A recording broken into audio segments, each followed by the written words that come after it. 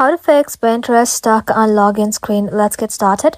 First, completely close the Pinterest application and then reopen it again. Sometimes a simple restart is all it takes.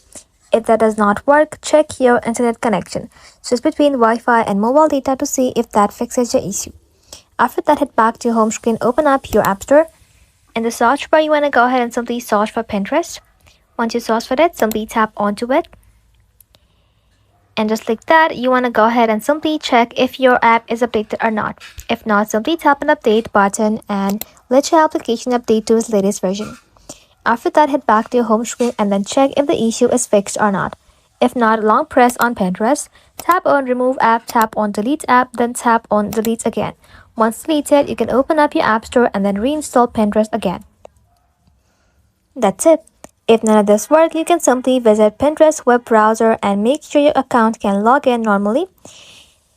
If it can, the issue is likely with the app itself. Thank you all for watching. If this video was helpful, consider subscribing to our channel and liking this video.